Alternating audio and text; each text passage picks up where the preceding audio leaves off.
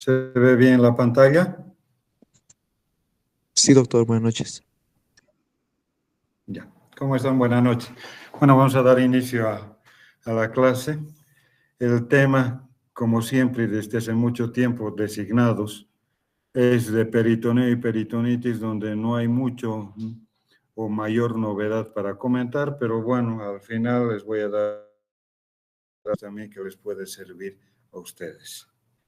Bien, dentro del recuerdo anatómico, saben ustedes de que el peritoneo es un epitelio escamoso simple de origen mesodérmico llamado mesotelio. Tiene una superficie de 1.7 metros cuadrados dependiendo de la altura del paciente y se divide en componente o hojas parietal y visceral. La parietal que recubre las paredes y el visceral que reviste los órganos intraabdominales. Y a través también del peritoneo se forman los llamados ligamentos o mesenterios, los más conocidos y que ustedes recuerdan en anatomía, el coronario, el gastrohepático, el hepatoduodenal, etc. No vamos a mencionar mayor esto porque ya conocen solo un recuerdo. En el recuerdo fisiológico saben o conocen también que es una membrana semipermeable que controla tanto la cantidad de líquido de la cavidad peritoneal, propiciando el secuestro y eliminación de las bacterias, como también la migración de las zonas inflamatorias. Condiciones normales, el peritoneo contiene menos o igual a 100 ml de líquido seroso estéril y las microvellosidades de su superficie son los que aumentan la superficie absortiva de esta membrana. La presencia de, en primera instancia, los macrófagos son los que se activan y liberan mediadores proinflamatorios. Posteriormente, los mastocitos peritoneales, con su desgranulación, liberan histamina, y otros productos que producen una vasodilatación local y extravasación de líquido.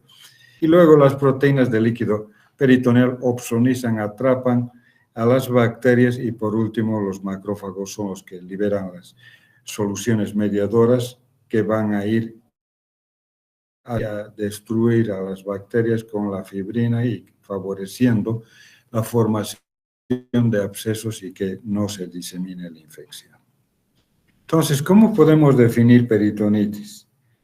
La peritonitis es nada más que una inflamación del peritoneo y de la cavidad peritoneal, que puede deberse a múltiples causas y veremos a continuación. Dentro de las causas etiológicas puede deberse a la llegada de gérmenes, de sustancias químicas irritantes, la presencia de cuerpos extraños o sustancias endógenas o exógenas. En la llegada de gérmenes a través de las inflamaciones que van a producir abdomen agudo, ejemplos, apendicitis, colecistitis, pancreatitis, úlceras perforadas, etc. En la pancreatitis comparten no solo la aparición de bacterias, sino de sustancias químicas irritantes, porque en las pancreatitis se lesiona el conducto de Wirsung y conductos accesorios y por tanto dejan y liberan sustancias químicas. Los cuerpos extraños como el talco, el almidón, etcétera, que normalmente en ocasiones recubren los guantes quirúrgicos y que en la cirugía convencional era muy común de estar en contacto, ahora con la cirugía laparoscópica se ha disminuido ese factor, abandonadas o colocadas a propósito son las que van a producir también de alguna forma inflamación. Y por último, sustancias no raras, pero que no están en contacto normal con el peritoneo, como son la sangre, la bilis y la orina, sabemos que son factores para desencadenar inflamación, porque estas sustancias no son estériles. Las vías de invasión o de diseminación de tres tipos. Una que es por la ruptura de una víscera hueca, una vía sanguínea o hematógena, donde las bacterias van a viajar a través de la sangre, y una vía linfática a través, como su nombre dice, de los linfáticos. Entonces, ¿cómo se pueden clasificar en general las peritonitis? Por su extensión van a ser localizadas o focalizadas también llamadas, y las generalizadas o difusas. Una localizada es, por ejemplo, un absceso apendicular, y una generalizada es una peritonitis que puede ser también de origen apendicular. Por su agente causal, sépticas, porque ahí median bacterias u otro tipo de microorganismos, y las asépticas, que generalmente están producidas por sustancias extrañas, externas, como por ejemplo talco, etc. Por su origen, se las divide en primarias, secundarias y terciarias. Las primarias, que vamos a ir desarrollando a continuación, son las que se asientan y están producidas por un germen. Las secundarias, como su nombre indica, posterior a una perforación de una víscera abdominal, y las terciarias, que se presentan o se observan en el postquirúrgico, y por su evolución serán agudas y crónicas. Entonces, en una peritonitis localizada, estas en un determinado espacio van a ir a producir una inflamación.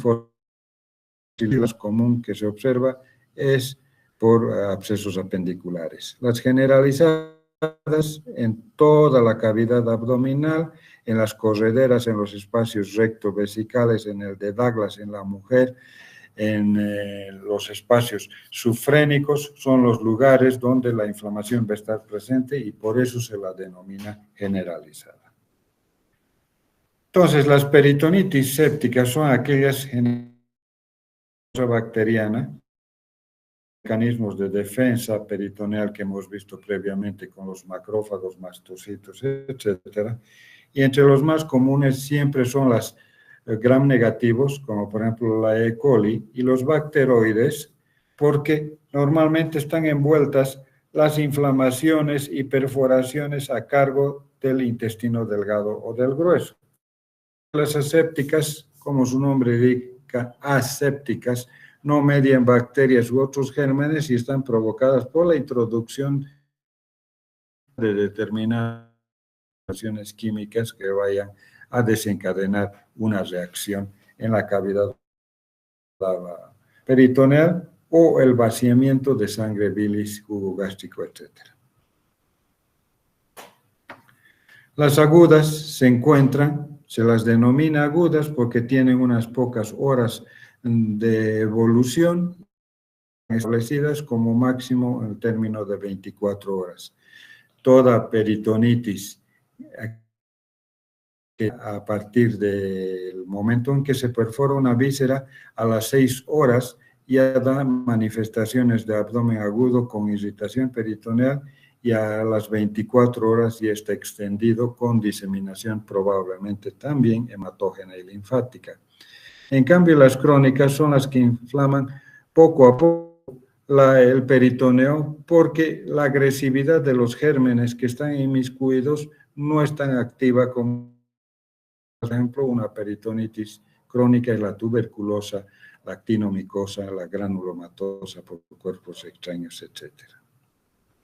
Bien, entonces veamos los tipos de peritonitis. La peritonitis primaria es aquella que se observa muy poco frecuentemente, en máximo, según algunas estadísticas, hasta el 2%, y tiene que tener una condición sine qua non, y es de que el paciente deberá cursar con ascitis para que se desencadene la infección.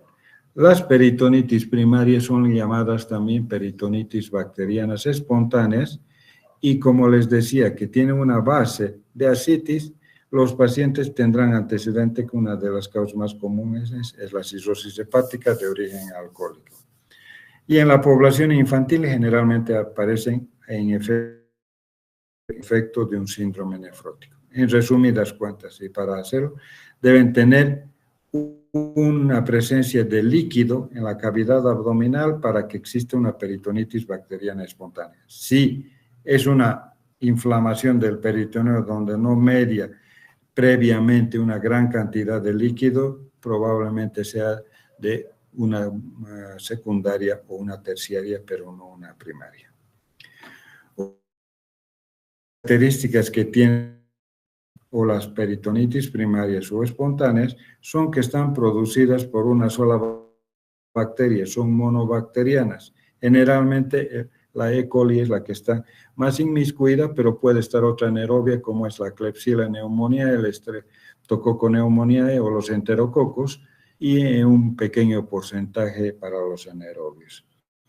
Las peritonitis de la infancia sí están producidas por infecciones respiratorias por el Streptococcus pneumoniae, el grupo A, y más raramente por enterobacterias. En cambio, en los pacientes adultos, generalmente puede también estar inmiscuidas no solo gérmenes gram negativos, sino también gram positivos como el estafilococo epidermidis, el estafilococo aureus y otras. Principalmente, esto se veía hace muchos años atrás cuando se hacían las llamadas diálisis peritoneal. Ahora ya todo ha cambiado y es puro hemodiálisis y esto es muy raro. Pero y den una peritonitis bacteriana espontánea es a través de una pequeña herida en la piel que luego se introduce en el estafilococo aureus y principalmente el epidermidis. En el diagnóstico, entonces, ¿cómo lo vamos a obtener? En primera instancia, al tener onda asítica al semiológico, será una punción para obtener una muestra y mandar al citoquímico y bacteriológico. En el resultado del líquido asítico, frecuentemente en pacientes cirróticos, tendrá características de un trasudado con una baja cantidad de proteínas, pero cuando los polimorfonucleares, que normalmente deberían estar entre 250 o menos, se incrementan, llegan de 500 o más, y estamos en presencia de una infección, y estos polimorfonucleares necesariamente deben ser neutrófilos. El diagnóstico se confirma medio de cultivo de líquido peritoneal. En las tuberculosas, que es otro tipo de peritonitis que está también producida por un germen, pero que se la clasifica como una aséptica, ahí vamos a encontrar que más bien las proteínas van a estar altas y va a haber un predominio de linfocitos, a diferencia de las bacterianas, que es predominio de los neutrófilos. Y la glucosa va a estar descendida, y lo que es más importante, la prueba de ADA, de adenosín, en la que cuando se obtienen valores altos nos indica de que probablemente la etiología sea tuberculosa. Tratamiento con... Esta es una de las cosas que ustedes deben conocer, jóvenes, de que las peritonitis primarias son las únicas peritonitis que se las puede tratar en su integridad mediante un tratamiento médico administrando antibióticos. Todas las otras peritonitis realmente requieren una intervención quirúrgica coadyuvada con tratamientos antibióticos. Pero en la primaria, con el uso extensivo de antibióticos endovenosos y dirigidos hacia los gérmenes envueltos, tienen un buen resultado y no requieren ninguna intervención quirúrgica. En algunas ocasiones se ingresa con un diagnóstico errado y se dan cuenta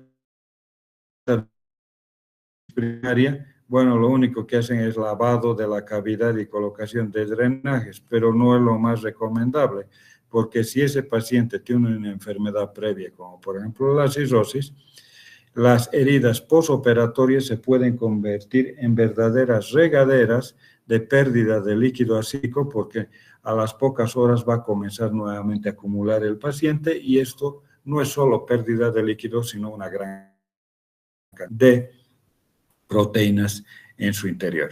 La peritonitis primaria neumocócica o streptocócica puede ser bien tratada con cefalosporinas de tercera generación, como la cefotaxima.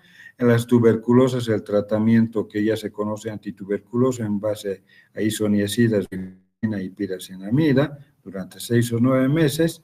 Y en las otras que antiguamente se veían diálisis peritoneal, tenía que retirar la diálisis y hacer por hemodiálisis. Ahora ya eso ya ha quedado en desuso, y las que son por hongos, ahí ya son mucho más peligrosas y requerirán el uso de anfotericina y otros medicamentos más. Bueno, aquí están una tabla de tratamiento de las peritonitis primarias, que ustedes me imagino que para eso son expertos la clase y la pueden revisar como drogas de primera línea y las alternativas que se podría utilizar como tratamiento. El otro tipo de peritonitis son las secundarias. Estas necesariamente se debe a que existe una perforación de órganos intraabdominales, como también, no solo por la parte inflamatoria, sino también por neoplasias, isquemias mesentéricas, hernias estranguladas, etc. Las más frecuentes siempre son de origen apendicular, diverticulitis, úlceras pépticas o vesículas con colecistitis agudas gangrenosas. Luego vienen las isquémicas y por último las tumorales.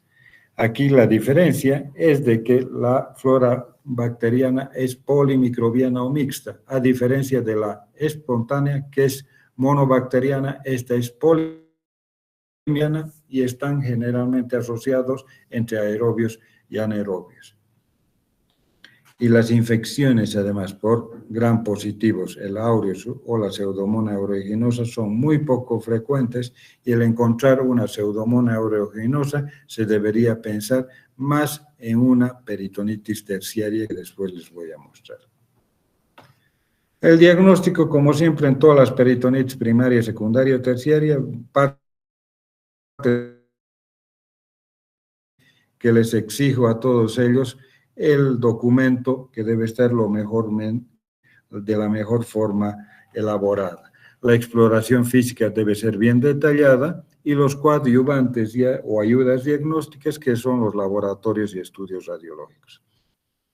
En el laboratorio, para sospechar de una peritonitis, tendremos principalmente las sépticas, tendremos que encontrar una leucocitosis con desviación a la izquierda y signos de emulaciones tóxicas.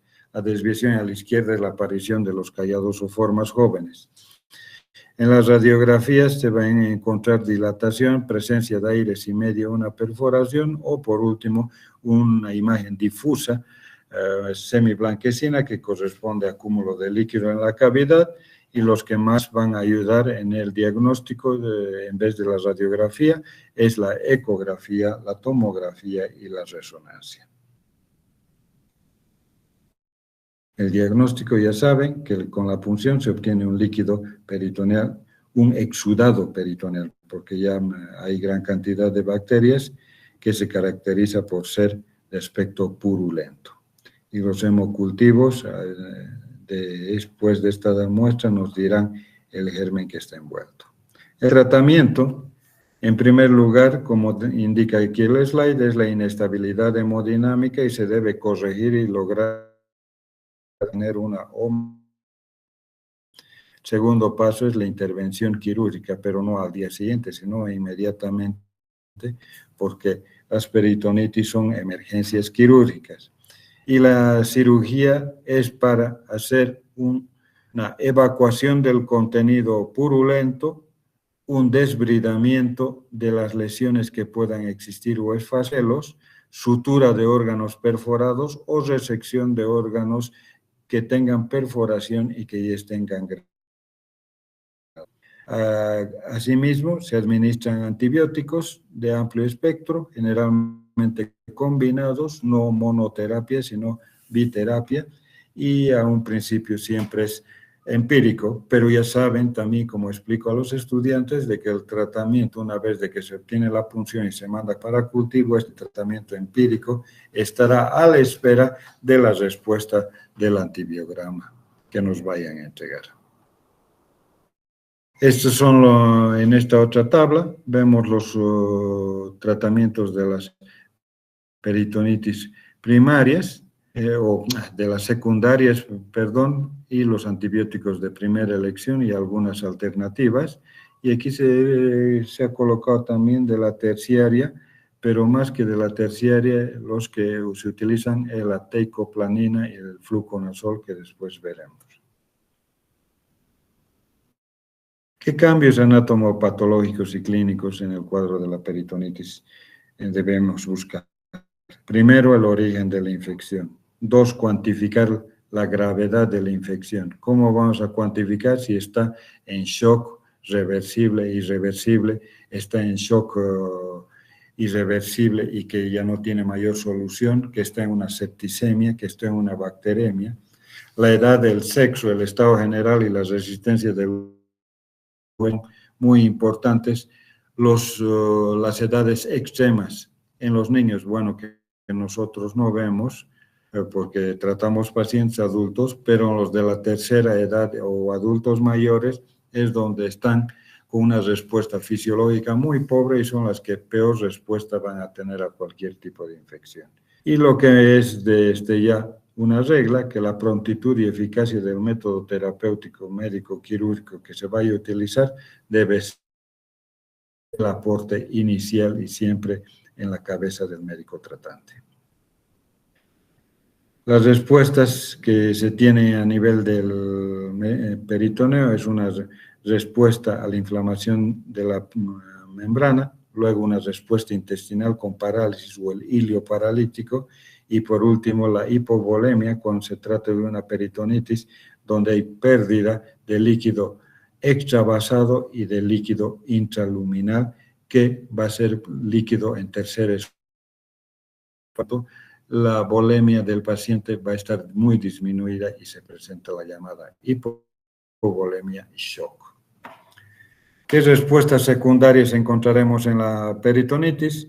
Una respuesta endocrina que está causada por el cortisol y otras. El paciente se encontrará pálido, sudoroso, taquicárdico. Una respuesta cardíaca que vamos a tener por la hipovolemia, disminución del retorno venoso y de la presión venosa central, secuestro de líquidos y una disminución del gasto cardíaco. Una respuesta respiratoria será la hiperventilación, que traduciremos clínicamente como una taquipnea y que desde hace mucho tiempo ya utilizamos los oxímetros de pulso, nos dará datos de hipoxemia. Va a disminuir la filtración, va a disminuir el gasto cardíaco, por lo tanto va a entrar en una insuficiencia renal que puede deberse y ser prerenal, renal o posrenal en los pacientes. Y por último, las respuestas metabólicas, donde va a haber una acidosis en el paciente por el cambio del ciclo aeróbico al anaeróbico. La sintomatología, lo que va a predominar en la peritonitis siempre va a ser, y ahí conocen ya los datos utilizando el mnemotécnico de la Alicia. Luego vienen otros signos y síntomas inespecíficos, pero lo que deberían ustedes tener bien en cuenta en el paciente es de que para hablar de peritonitis frecuentemente debe tener el paciente un signo de irritación peritoneal que les mostraré después. La sintomatología es inespecífica. El hipo significa una irritación del diafragma, los trastornos de la evacuación intestinal es estreñimiento, diarrea, a la parálisis intestinal o la sobreestimulación. La anorexia no tiene apetito del paciente porque es de lógica, está con dolor abdominal y pierde ese deseo, y en la sed porque está entrando en una pérdida de volumen. Entre los signos físicos, el paciente no solo va a estar demacrado y postrado, sino también inmovilizado en una posición fetal para disminuir el dolor. Encontraremos, si el paciente está cursando con eso, no solo una presión arterial muy baja, sino también una taquicardia, y frecuentemente se observa en aquellos pacientes donde ha habido una gran perforación de los órganos. La temperatura tiende siempre a llevar a la fiebre, hay taquicardia, taquipnea, la lengua va a estar saburral y si se compromete el hígado y las vías biliares encontraremos ictericia. El abdomen, un abdomen con una ausencia o marcada disminución de los movimientos respiratorios abdominales. Encontraremos una respiración torácica en los varones, que eso ya es algo llamativo. El paciente se encontrará con las piernas flexionadas e inmóvil, flexionadas porque disminuye la extensión del músculo psoas y disminuye de esa forma el dolor. El abdomen estará distendido en forma simétrica. A la auscultación, los ruidos intestinales estarán en primera instancia conservados y a medida de que pasan las horas se van tornando hipoactivos y por último, cuando existe ya una trombosis mesentérica extensa, recién encontraremos el silencio abdominal. El silencio abdominal es cuando no se ausculta ningún ruido hidroaéreo y solo se observa una trombosis mesentérica que va desde el inicio del yeyuno hasta el colon. En el hilio paralítico encontramos el silencio sepulcral, dicen algunos libros, pero esto en la parte clínica no es cierta porque no hay ese dato que se vaya a observar. A la palpación, lo que más ustedes deben buscar es el signo de Bloomberg o es el de rebote, que es dolor a la descomposición.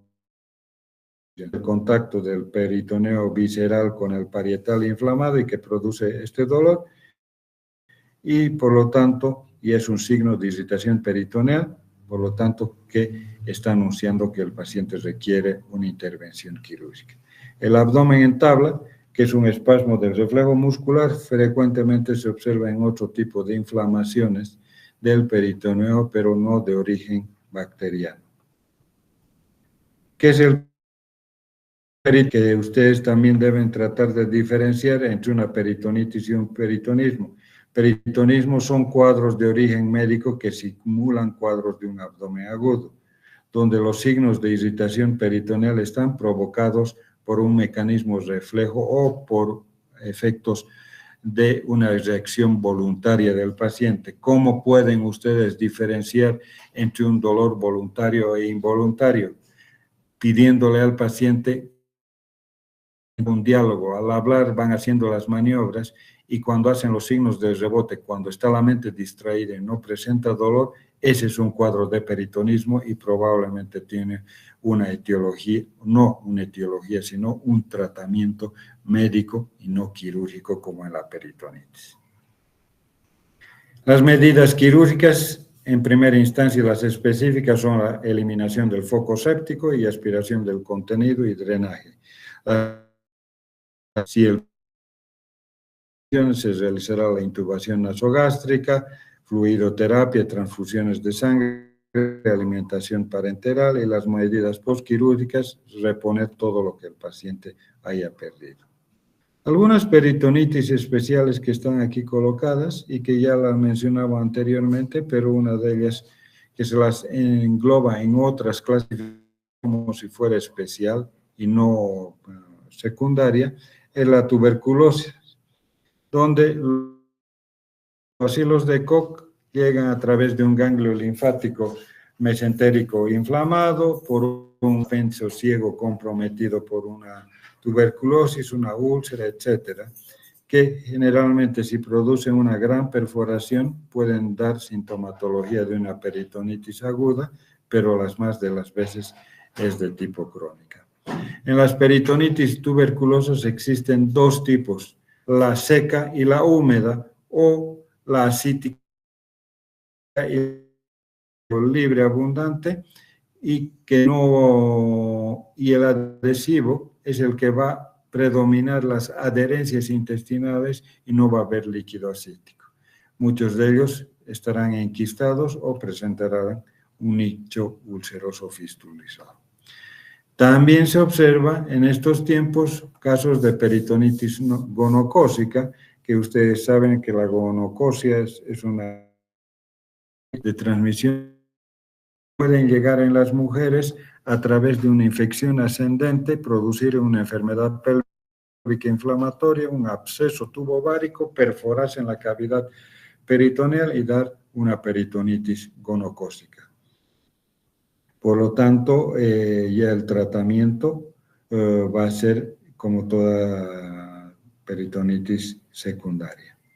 La granulomatosa por almidón en polvo, talco, fibras de celulosa, gasas, etcétera, que son generalmente asépticas, como hablamos, las biliares por perforación de la vesícula, del hígado, de los conductos biliares, en un principio, al ser de características alcalinas, las peritonitis biliares no dan signos de irritación y pasadas las 24 horas, cuando ya están una peritonitis biliar colonizada por bacterias y se vuelve una de gérmenes gram negativos y gram positivos abundantes, ahí es donde recién vamos a encontrar los signos de irritación peritoneal.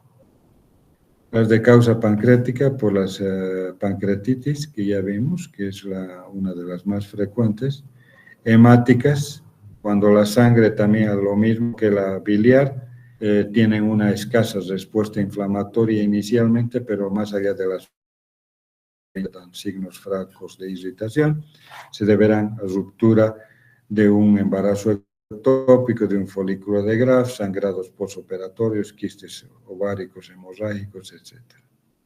Y la terciaria, por último, que es aquella que se presenta en pacientes posoperados e inmunocomprometidos y que generalmente están colonizados por gérmenes intrahospitalarios multiresistentes, por lo tanto, elevada morbimortalidad, y estos pacientes generalmente no solo que requieren internación en la unidad de cuidados intensivos, sino que un buen porcentaje de ellos fallecen.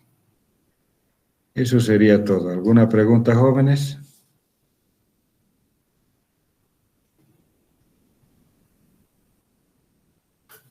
A ver, ese silencio es porque estaban durmiendo o a saber, alguien que se manifieste. Ana Gabriela. Por lo visto no está, dejan prendido su computadora o celular y se van. Bueno, ¿no tienen ninguna pregunta, jóvenes? Bueno, no se trata de rogar aquí, sino de saber si se es satisfecho sus dudas que podrían tener sobre el tema. Bueno, todo está claro. Nos vemos mañana a los minutos antes, ingresan. No, si vienen más tarde, no son admitidos en la charla. Gracias, buenas noches.